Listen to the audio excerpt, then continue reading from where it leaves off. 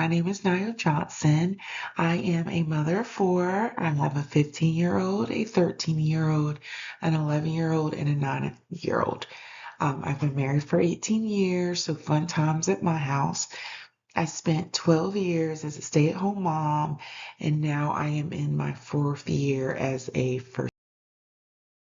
Well, today I want to talk to you about something that has deeply shaped my personal growth journey, which is setting boundaries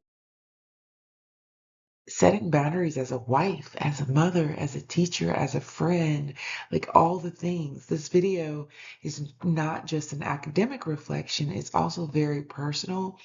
It's about the process of me learning how to find my voice after years of silence in myself to keep the peace in different areas of my life. Challenge that I want to focus on is just people pleasing and agreeableness and the long-term impact of literally silencing my own voice in order to avoid conflict or make others comfortable. So it's not that I always avoided conflict, it's just that I would choose peace over conflict. A key realization in this journey is the recognition that agreeableness, while it's a genuine strength, is also become my liability, which prevents me from fully inhabiting my identity in the stage of life that Erickson is pointing towards. That awareness is the foundation of a lasting change and is evident throughout this whole process. This is significant in human development because identity, confidence, and emotional well being are shaped over time by the choices that we make in the relationships and in our environment. And also, especially in adulthood, when identity continues to evolve rather than to remain fixed. What makes this topic especially important is that so many people experience it, especially like women, mothers, teachers, and caregivers. We often put others first and forget that, hey, we also matter. My professor even asked me, she said, your voice matters. And I was like, really? Does it really? So I know I'm not just speaking to myself. If you've ever struggled with speaking up or setting boundaries or feeling like your voice doesn't matter, then this video is definitely for you. My hope is that me sharing my journey, you will feel seen and understood and encouraged to take small steps towards reclaiming your own. Want to start with my personal growth journey. So for much of my life, I have been someone who speaks up for others. But struggles to speak up for myself. I learned to stay quiet in order to avoid conflict. And again, I would just rather keep the peace and make sure everybody else was okay. At the time, I thought I was being strong by kind of keeping things smooth and not creating tension. But over time, I began to realize something important. I was losing pieces of me in the process. I started noticing that I often didn't even know what I wanted anymore because I had spent so long prioritizing everyone else's needs and opinions. Through this course and the concepts we studied, I began to reflect more deeply on how development continues through adulthood. So, one thing that stood out to me is that I can make and how these small changes in adulthood can have a big impact later in life, just like the changes that I had when I was younger have an impact now. And those changes can literally shape our identity in ways that are not almost immediately visible. So I started small. One specific example of my there was a decision being made, and I had a different opinion from the majority of my team. I remember feeling my heart racing because I knew speaking up would, speaking up, speaking up would just create more discussion and possibly disagreement. For a moment, I considered sharing my perspective, but almost immediately, do you know what I did? Yes. I felt myself shrinking back into my old pattern just to go on along with the group to avoid that type of discomfort. Eventually, I chose silence. I went along with the majority. Afterwards, I was frustrated with myself when I realized I had once again silenced my own voice. That moment was like a turning point for me because it showed me that this is still very much a work in progress. I see that this is a pattern, not only in my professional settings, but also in my friendships, in my parenting, and my marriage. It is something that I am actively trying to unlearn. Now, on the other side of this journey, I also had the opportunity to support others in their first grade teacher. I work closely with young children who are learning how to express themselves. First grades have big emotions, and they don't know how to deal with them, and they're trying to build confidence and all the things. So this connects to Bandura's social learning theory, where children kind of learn through observation and imitation and model. And then I thought back, well, did I learn from my parents like this whole notion of just being agreeable and going along with things? And I'm like thinking at my mom, and I'm like, no, she's very stand up. And then my dad, it's like I don't remember anybody around me that was just agreeable just to be agreeable. But in Bandura's social learning theory, it does say that children learn through observation and imitation. So because of this, I tried to be very intentional about how I model communication in my classroom.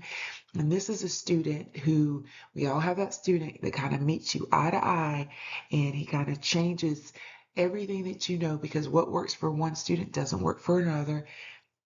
And so I literally had to be very specific about how I handled disagreement and the boundaries and the emotional regulation, because I knew that he was watching me, and he would literally respond based off of like how he felt like how I managed myself. So in doing so, I realized that, hey, you know what? I'm not only teaching them, but I'm also reinforcing my. So again, I chose that type of respectful communication, emotional regulation, and positive problem solving, so that they could, like he was watching me, they can learn and they can grow, and me too. Of the most meaningful frameworks for me during this journey has been Erickson's stages of development, which he says I'm in the intimacy versus isolation stage. And Erickson suggests that in adulthood, individuals must learn to form meaningful relationships while maintaining a strong sense of self. Clearly, that is something I need to work on. This theory helped me understand that intimacy does not require me to self erase. In fact, healthy intimacy requires authenticity, boundaries, and also clarity. This is my struggle, y'all, with agreeableness and how that becomes like a liability for me. My tendency toward people pleasing once felt like a relational strength, but through Erickson's lens, I now see how it can limit my full identity formation in adulthood. Instead of building true intimacy, this excessive agreeableness that I'm doing can lead to me literally self-silencing. And also, I'm sure I have some resentment and an internal disconnection. That is why the awareness that agreeableness has become a liability is my first step. It marks the beginning of like this identity reconstruction, not just a behavioral change. Another important theoretical framework in my growth was from the book Your Perfect Right, and they modeled their model defines assertiveness as a balanced communication style between passivity and being passive and aggression, where individuals can express their needs, their feelings, and rights while still respecting others. This is described as an equal relationship assertiveness, where relationships are grounded in a mutual respect rather than dominance or just people pleasing. From this framework, assertiveness is not personality based, but y'all, it's a learnable skill. So we can learn how to be assertive, but also in a respectful way. So their framework also talked about core communication skills is literally expressing feelings clearly and directly, making requests without demanding, handling criticism constructively, using I statements instead of blame. This model also explains how communication styles can move between, like, if I'm being passive, I would be self silencing myself. Aggressive is more like controlling. I don't want that. But assertive is like I can be clear and respectful, and I can be connected to others without losing myself. This framework also provides practical guidance for real life challenges, such as how can we handle that manipulation or criticism? How can we manage conflict without escalation? And boy, do I need that in first grade because they are watching me. Also, setting those boundaries in relationship and work and family life. So, importantly, this book connects assertiveness to emotional outcomes such as reduce stress, reduce anxiety, increase self worth, a healthier type of relationship, and less resentment over time. So, the structure of this model matters because it shows that assertiveness is not just an insight. It is practiced through repeated skill building and behavioral exercises. So, again, it's something that and alongside this, also Kristen Neff's self-compassion, she also provided a critical internal foundation for sustaining this work. Her argument is that self-criticism is not an effective motivator.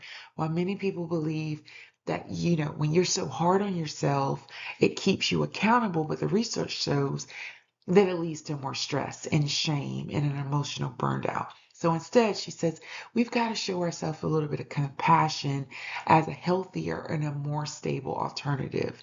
Um, some of the ways we can do this is just speaking to yourself with an understanding instead of this harsh judgment, having just a common humanity, recognizing that mistakes and struggle are universal. It's not just a personal thing. Like a lot of people are dealing with this. And also being mindful, noticing your emotions without over identifying with them. So this framework is especially important for someone like me because being assertive kind of acts often as like a trigger. Like I feel guilty about it or discomfort, but that self-compassion, if I learn how to do that, it can prevent that discomfort from turning into like a self-punishment or shame. Together, these theories explain not only how to become more assertive, but also why it is emotionally difficult to sustain without an internal shift in self-treatment. So what I learned is that one of the biggest lessons I've learned that growth, y'all, is uncomfortable, but it is necessary. It's uncomfortable to speak up when you are used to staying quiet. It's uncomfortable to risk disagreement. It's uncomfortable to break old relational patterns. But I also have learned that discomfort, y'all, is often where our identity development happens. Another important realization is that identity is not fixed. It continues to evolve through experience, reflection, and so I used to believe that being nice meant, oh, well, I have to say yes to everything. Well, now I understand that my health includes saying no and setting those limits and honoring my own voice. So if I could give you advice to anyone that's struggling with this same type of self-doubt or people pleasing, it would be this: start small. You don't have to change everything at once. Be consistent. Every time you choose to speak up, even in a small way, you are strengthening your identity. Every time you honor your own thoughts, you are reinforcing your self trust. Progress is not perfection, it is repetition. So here are strategies that have helped me. Practice speaking up in low risk situations. Kind of journal your thoughts to identify patterns of when you self silence. Pause before automatically agreeing.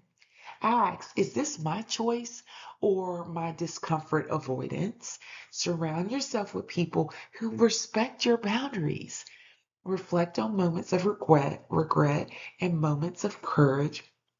These strategies align with both assertiveness training and self compassion practice because they address both that external behavior and also the way you respond internally. So you're not only learning to speak differently, you are learning to treat yourself differently while you do it. The most important takeaway from this journey is boundaries are not about pushing people away. They are about fully inhabiting yourself within those relationships. I'm still learning, I'm still growing, and I'm still working on how to speak up instead of silencing myself. But I also recognize that every step matters. If you take anything from this reflection, let it be this: you do not have to lose yourself to keep the peace. Your voice matters, your identity matters, and your growth matters. And sometimes the most important developmental work we do in adulthood is learning not just how to speak, but how to stay kind to ourselves when we do. Thank you.